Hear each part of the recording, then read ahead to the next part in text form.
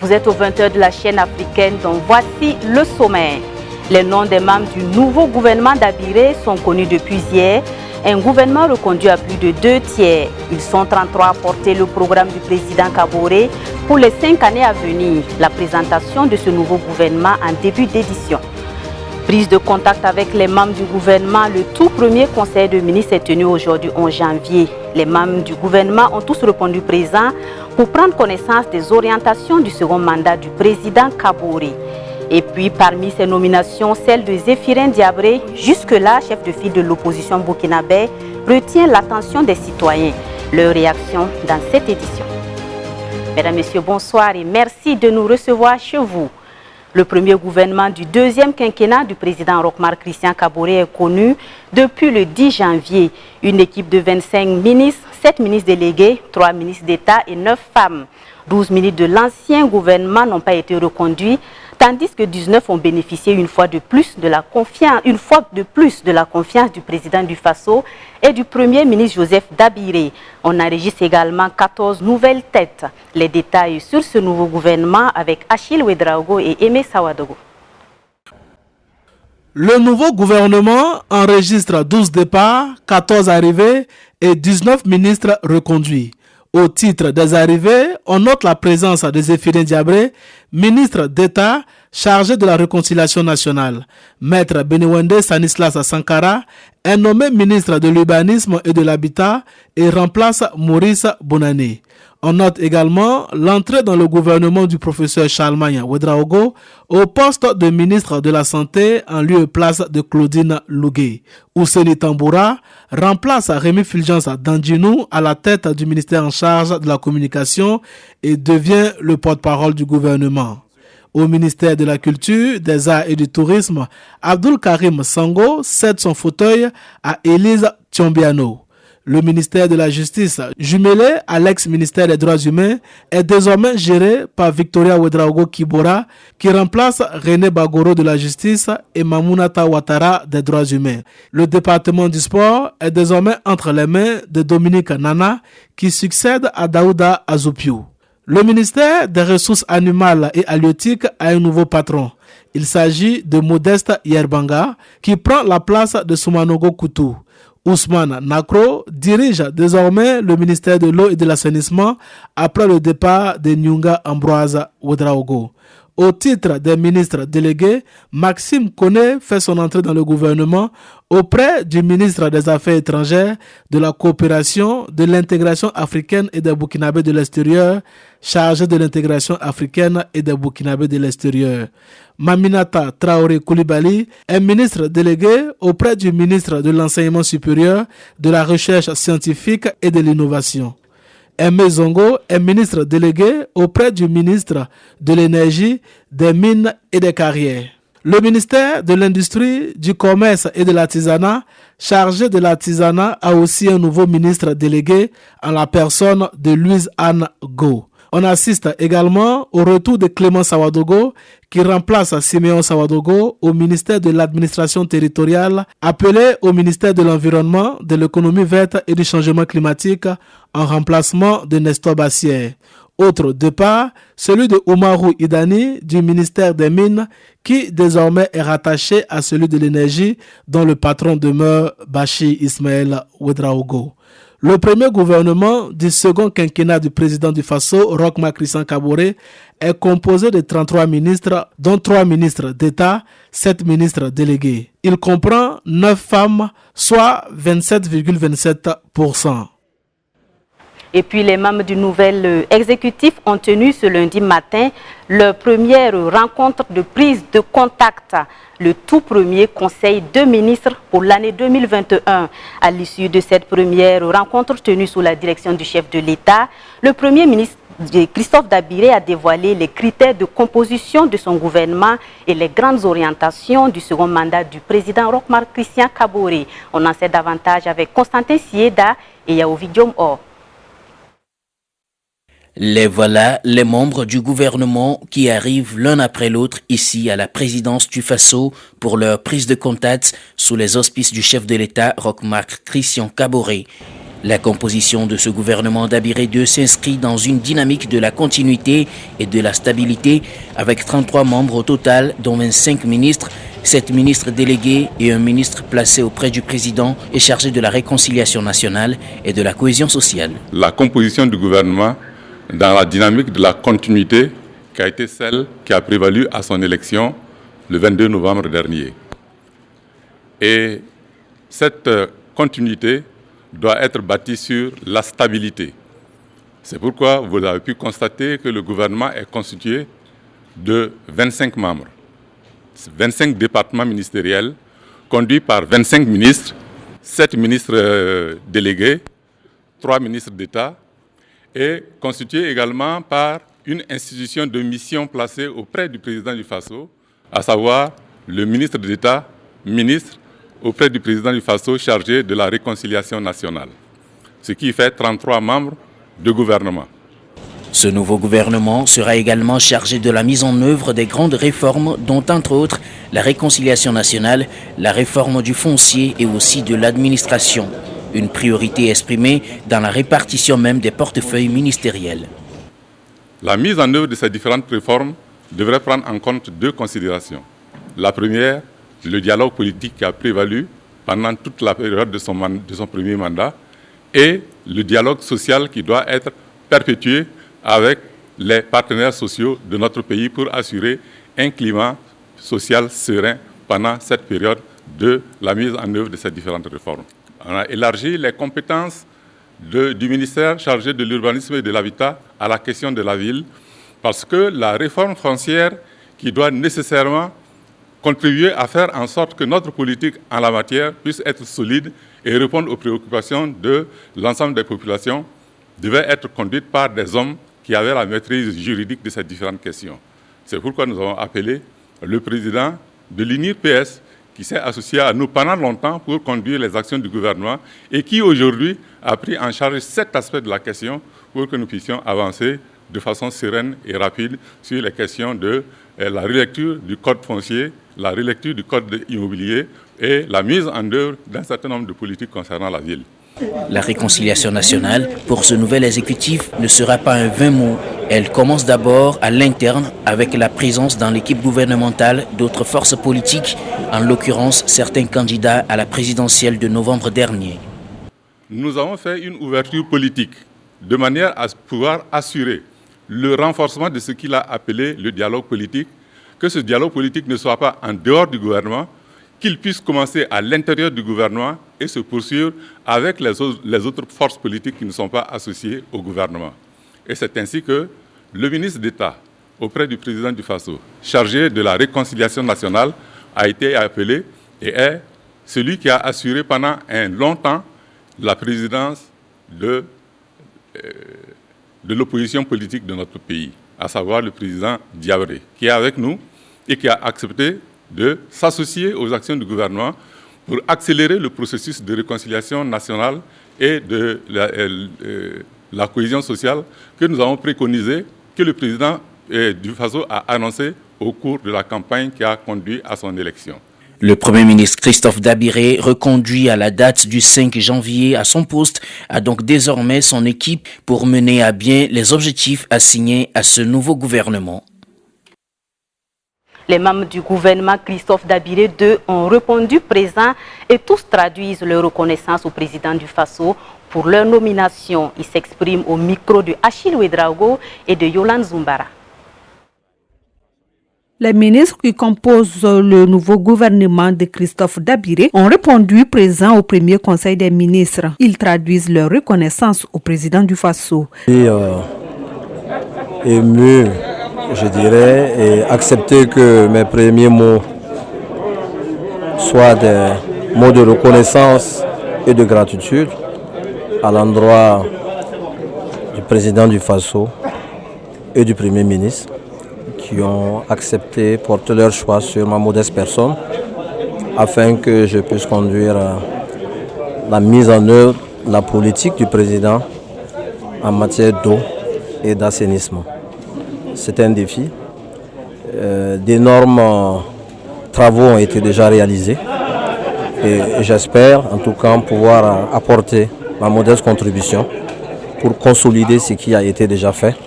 Ouseni Tamboura, ministre de la Communication et des Relations avec le Parlement, porte-parole du gouvernement. Ensemble, il s'agit de nous mettre en situation d'information pour assumer au mieux nos missions. Et je pense que dans les semaines à venir, certainement que tous les membres du gouvernement se mettront au travail. Et en ce qui me concerne particulièrement, je pense que je serai votre interface. Et c'est donc l'occasion certainement de m'assurer et de solliciter aussi que nous soyons vraiment en partenariat pour que médias publics comme médias privés, nous puissions véritablement être au service de notre pays, au service des populations. Clément Sawadogo, ministre d'État, ministre de l'administration territoriale et de la décentralisation. Je suis de retour et surtout je dirais que je retrouve mes anciens amours avec le ministère de l'administration territoriale et de la décentralisation, à la tête duquel j'ai exercé pendant 5 années de 2006 à 2011. Alors, cela dit, mes premiers mots, je voudrais les adresser au président du Faso, son Excellence Roch-Marc Christian Kaboré, et à son Excellence Monsieur le Premier ministre, qui m'ont fait l'honneur donc de me confier à nouveau cette charge ministérielle. Je voudrais aussi dire que c'est un ministère qui est transversal, c'est un ministère qui est au cœur de la question de l'autorité de l'État. Et à ce titre-là, en tout cas, nous ferons tout ce que nous pouvons. Maître Benouende Sankara, ministre de l'Habitat et de la Ville. D'abord, il est difficile pour le moment, en entendant bien sûr la lettre de mission de son Excellence Monsieur le Premier ministre, de décliner avec détail ce qui m'attend.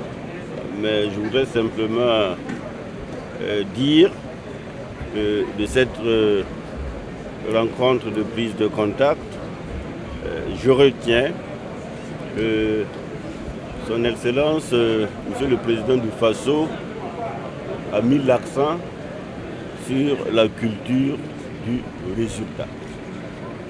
Il attend des résultats. Il attend aussi ce qu'il a appelé le comportement de rupture. Comportement de rupture vis-à-vis de la presse, vis-à-vis des populations, vis-à-vis de tous les acteurs. Donc, je me résume simplement pour dire que mon sentiment est celui-là à qui on a confié une mission, à qui on attend des résultats, c'est-à-dire des défis que nous devrions relever dans la collégialité gouvernementale. Donc vous comprenez que c'est une lourde responsabilité s'agissant donc des questions foncières, des questions de l'urbanisme, des questions de l'habitat. Tous disent mesurer l'ampleur de la tâche qui leur incombe. Parmi les ministres de la nouvelle équipe gouvernementale, si certains sont à leur premier pas, d'autres ont déjà passé quelque temps dans la gestion des affaires de l'État. Mais force est de reconnaître que parmi les ministres entrants, plusieurs sont ceux qui sont méconnus par le grand public. Constantin Sieda, Salif Kaboré, reportage. Je retrouve mes anciens amours avec le ministère de l'administration territoriale et la décentralisation. Clément Pegdewende Sawadogo était jusqu'à sa nomination premier vice-président du MPP et coordinateur de l'Alliance des partis de la majorité présidentielle. Discret mais grand travailleur, le technocrate Clément Sawadogo a été au cœur de plusieurs régimes dans notre pays. Dernièrement, il a dirigé avec brio la direction de cabinet du candidat Roch Kaboré à la présidentielle où il était en plus le porte-parole. Il est la deuxième personnalité la plus importante du gouvernement Christophe Dabiré II. Le ministre de la Communication, des Relations avec le Parlement, porte-parole du gouvernement Ouseni Tamboura, était jusqu'ici 4e vice-président de l'Assemblée nationale du Burkina lors de la dernière législature. Militant du MPP dans la province de Soum, le nouveau ministre de la Communication est docteur en droit privé. Ousmane Nakro est le nouveau ministre de l'eau et de l'assainissement. Il dirigeait jusqu'à sa nomination la Jeter, mais il a été pendant quelques années le patron de la Lidégel. Le nouveau chef du département de la santé est le professeur Chalmaï Ouedraogo. Pharmacien, il est l'actuel président de l'Ordre des médecins de Burkina. Victoria Ouedraogo est la nouvelle ministre de la Santé. Elle était la secrétaire permanente du Conseil supérieur de la magistrature. Benewende Stanislas Sankara quitte la première vice-présidence à l'Assemblée nationale pour le portefeuille de ministre de l'Habitat et des Villes. Élise Tombiano, ministre de la Culture, en remplacement de Abdul Karim Sango, vient de l'Assemblée nationale. Le ministre des Sports et de Loisirs, Dominique Nana, est bien connu du milieu sportif. Juriste de formation, il est un proche de Alassane Balassane Kandé et un fidèle de l'homme d'affaires Seydou Diakité. L'un des faits majeurs dans cette nouvelle équipe gouvernementale est l'entrée de l'UPC, où son président Zéphrin Diabré a le portefeuille du ministre d'État auprès de la présidence du Faso, chargé de la réconciliation nationale. Après la formation de la nouvelle équipe gouvernementale, place à présent aux analyses et observations sur sa composition. Pour ce faire, nous avons rencontré l'analyste politique Boukari Woba qui pense qu'il n'y a pas eu grand changement dans cette nouvelle équipe. Il est au micro de Bassirou Sawadgo et de Mamadou Souari. Pour l'analyste Boukari Woba, ce nouveau gouvernement d'Abiré n'a pas connu grand changement au regard du nombre de ministres reconduits. Mais néanmoins, notre analyste a noté quelques entrées majeures dans cette nouvelle équipe gouvernementale à l'image de celle de Zéphirin Diabré. D'abord, c'était un gouvernement qui a été reconduit dans sa majorité. On a noté une douzaine de départs avec des arrivées qui complètent donc ces villes-là. 12 départs sur un gouvernement qui était composé de 32 membres, dont majoritairement le gouvernement était reconduit, à commencer par le Premier ministre Joseph Marie Dabiré lui-même. Ce qui est notable aussi, c'est l'arrivée au gouvernement d'un certain nombre de figures. On commencera certainement par la personne de Zéphirin Diabré, qui était l'ancien chef de file de l'opposition, qui fait son entrée au gouvernement.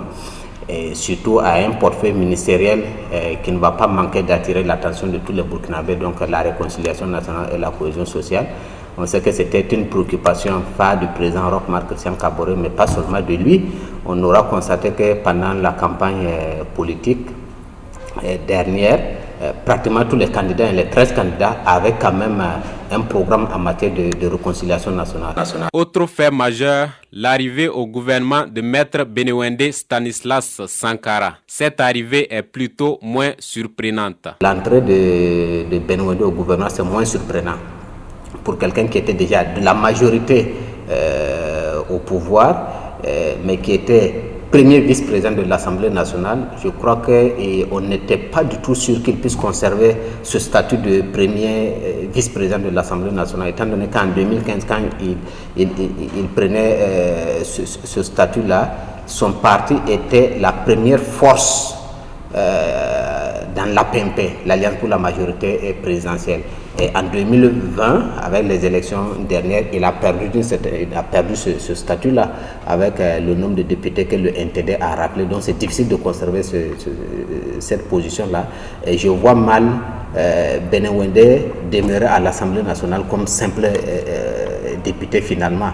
L'analyste Boukari Woba juge la fusion de quelques départements ministériels comme le département des affaires étrangères et de la coopération avec celui des Burkinabés de l'extérieur, puis le département de la justice avec celui des droits humains d'une grande utilité, mais désapprouve par contre la fusion du ministère de l'énergie et des mines, car selon lui, ces deux secteurs sont importants et totalement différents. Se mettre très vite au travail pour dérouler le programme du deuxième mandat du président Roch-Marc Christian Kaboré, c'est ce que les Burkinabés attendent de ce nouveau gouvernement. Ils sont toujours au micro de Bassirou Sawadgo et de Mamadou Souari.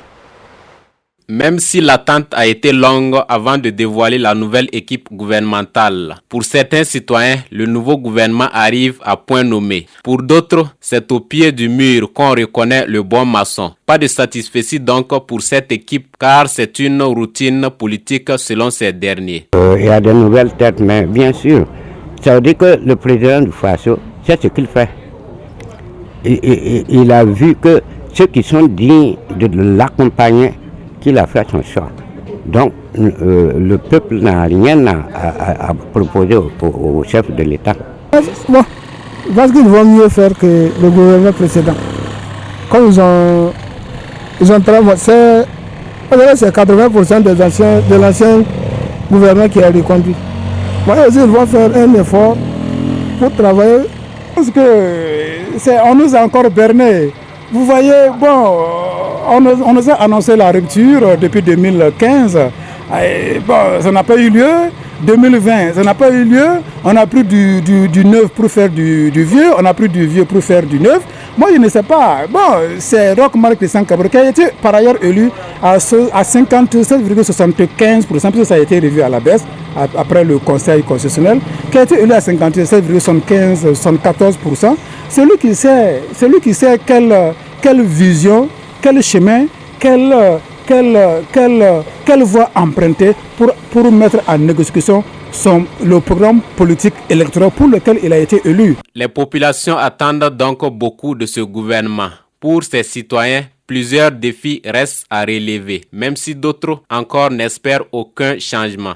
Mais c'est qu'ils n'ont qu'à tout faire pour écouter le peuple, parce que c'est le peuple qui les a choisis. Ils doivent collaborer avec le peuple, et savoir ce qu'ils veulent. Et ils n'ont qu'à s'occuper de convenablement et œuvrer à la paix, et tout en n'oubliant pas la question de sécurité. En mode d'attraction, ils n'ont qu'à regarder, selon eux, ce que nous, on occupe là, c'est à côté de nous le tir là. Au côté de nous le tir là. Si ils s'organisent pour faire, ça nous arrange seulement. Pour faire quoi? Pour donner les gens aux parcelles, vous voyez quand même on a rien. Très simplement des lotissements. Voilà. Mais si on gagne le lotissement, c'est bon. Même si vous rentrez au Nagrin, il n'y a pas 6 mètres. Même s'ils peuvent faire le lotissement là, ils n'ont qu'à s'organiser pour enlever une grande voie, puisqu'on va plus passer. Je n'entends rien. Quand c'est vieux, on ne sent pas de nouveau dedans, donc je n'entends rien. Cultivons notre propre jardin, si on ne veut pas mourir de faim, parce qu'eux déjà ils sont au sommet. J'ai dit que le pouvoir est perçu en Afrique et pratiquement au Burkina Faso comme étant un gâteau. Donc nous devons intérêt à cultiver notre jardin si on ne veut pas mourir de faim. Je n'attends rien de rien et je n'attends rien de personne. Le nouveau gouvernement du Burkina Faso est composé de 33 ministres, dont 3 ministres d'État, 7 ministres délégués et 9 femmes. Le gouvernement a tenu son tout premier conseil des ministres ce lundi 11 janvier 2021 en présence du chef du gouvernement et du président du Faso, président du conseil des ministres. L'entrée dans le gouvernement burkinabé de Zéphirin Diabré, l'ancien chef de file de l'opposition burkinabé, est le fait majeur qui retient l'attention des Burkinabés. Le président de l'UPC est nommé ministre d'État auprès du président du Faso, chargé de la réconciliation nationale et de la cohésion sociale. En tout cas, des Ouagalais n'apprécient pas cette nomination. Selon eux, Zéphirin Diabré a trahi l'esprit du changement politique qu'aspirait le Burkina Faso. Ils sont au micro de Bassirou Sawadogo et de Charles Bako. Regardez. Zéphirin Diabré, alors chef de file de l'opposition politique et candidat à la présidentielle, martelait lors de la campagne électorale qu'il se retirerait de la politique s'il n'est pas élu président. Aujourd'hui, il se retrouve comme membre du gouvernement Christophe Dabiré en qualité de ministre d'État chargé de la réconciliation nationale. D'où l'incompréhension chez Idrissa Nogo, président du mouvement des peuples citoyens. Effectivement, en Afrique, et plus particulièrement au Burkina Faso, j'ai l'impression qu'en politique, c'est l'intérêt personnel, privé, qui est d'abord primordial. L'intérêt général ensuite. Et ce qu'il ne sait pas, et ça c'est une devinette que moi je vois venir, un Zéphirin Diabré, ministre de la réconciliation nationale, il faut réconcilier les ennemis d'hier, réconcilier les ennemis d'aujourd'hui, réconcilier les amis d'hier, réconcilier les amis d'aujourd'hui, mais il a du pain sur la planche.